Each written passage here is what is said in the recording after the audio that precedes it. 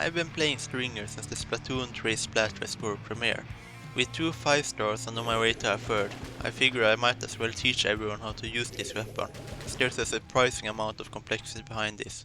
Enough said, let's get into it. Stringer is a mid to long range weapon with a charge mechanic. When tap firing, it sends us 3 projectiles of ink that paint the ground or deal 30 damage on contact with a player. If you charge, the damage increases until it reaches 35 damage at the first ring, which also adds a delayed explosion to each arrow that hit the ground. Stringer explosions deal 30 damage and activate instantly upon contact with objects. Continuing to charge, range increases and spread decreases until you reach the second and last ring with the most range and lowest spread. While standing on the ground has a horizontal spread, you also have the option to jump, which rotates the weapon into a vertical direction. Stringer is not a charger. It is often portrayed that both weapons share a similar playstyle, but I think this is misleading to what the Stringer actually wants to do. It has long range, but it is not designed to play at full range, rather preferring to keep a mid-range distance. Mid-range is a broad term and usually doesn't say much about any weapon, but Stringer relies on having a flexible range, which is why I choose this word to describe it.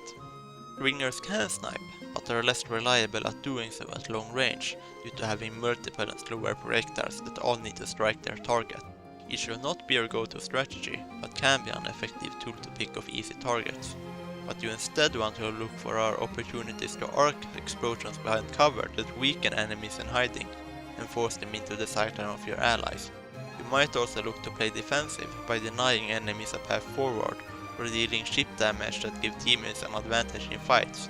However, without allies to take advantage of your presence, what you do can often be ignored. You have 2 choices with this weapon: Vanilla Kit, referred as V-Stringer, and the Incline Stringer, both of which have their own benefits without overshadowing each other. V-Stringer has Toxic Mist and Killer Whale. This kit is designed to play into the weapon's strengths, Mist slowing down enemies and Whale dealing ship damage and causing movement. Toxic Mist takes up a lot of ink and is painted to be most effective, so it's best used when repositioning from a painted area or activating your special to get a refill. Killer Whale can gather information on enemy locations or disrupt multiple enemies in the same direction. Incline Stringer has Sprinkler and Super Chance, and this kit is designed to make up for weaknesses. Sprinklers are best placed in difficult to reach spots such as behind or high up on walls, and hinder those attempting to rush towards you. Shams grant a lot of turf far away, where your spread is lowest, helping your allies push ahead. As for gear abilities, I'd recommend Last Ditch Effort or other abilities such as Ink Recover Up and Ink Save Remain that allow you to disrupt enemies constantly.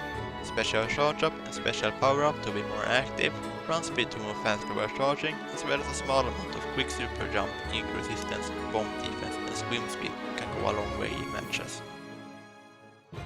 With the basics, playstyle and kits out of the way, it's time to figure out how to manipulate the weapon in your favor. Alongside half shots, half charges and full charges for both horizontal and vertical, I'll also talk about semi-charges, which is the in-between of half and full when the indicator shows a half circle. Starting with horizontal tap shots, these aren't anything too special but can be useful against a nearby enemy that has already taken damage, or for painting a large area. This is done in 3 shots sent upward, upward forward and forward. Do note that painting this way leaves you vulnerable to surprise attacks and are best used while safe, such as providing allies with an escape route or farming special.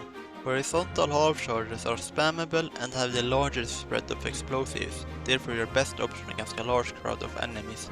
However, since range has not scaled by this point, you need to be relatively close to get value. They are best used with a teammate nearby that can protect you and follow up on the damage. Horizontal semi-charges might be the most useful tool a Stringer has. A combination of range and explosion spread allow you to control enemy movement from far away. It's not uncommon to deal 60 damage with this kind of charge, which makes it practical for dealing damage. Whenever you wish to arc around cover, this should be your go-to, only drawback being a longer charge time. And if that should be your bread, then here comes the butter. Horizontal full charges. When you need long range, count on these to deliver. They might not one-shot often, but they offer 70 damage reliably, which tends to be enough to get the job done. Looking to finish someone off after a teammate or an explosion? Then here's the answer. but a low spread of explosions and a long charge time won't allow them to control much space. Vertical chapters are versatile for painting and moving around the map. By jumping and firing 2 shots, one down forward and the next forward, you get a straight line of paint quickly while moving in the air. Additionally, you can fire down forward in close combat when desperate with a good chance to deal 60 damage. Vertical half charges provide the highest object damage output. Vertical, unlike horizontal shots, tend to land in the same spot, leading to a burst of damage.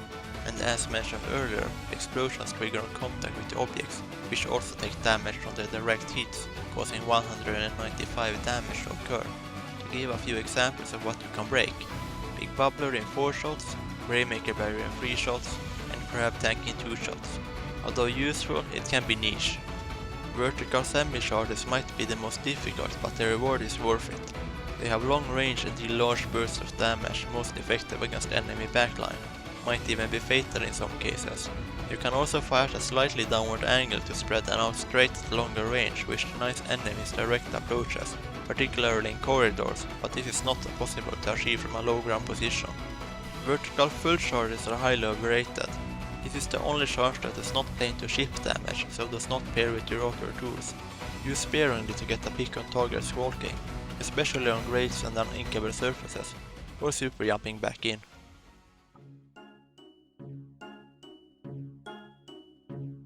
As you might notice, the stringer has a lot of complexity, and there's even more to learn than what I managed to cover in this video. With the sister season of 2024 around the corner, I wish to upload more Splatoon 3 videos, such as covering the Well String 5 from a stringer main's perspective. If that sounds interesting, consider subscribing so you don't miss it. Thanks for watching.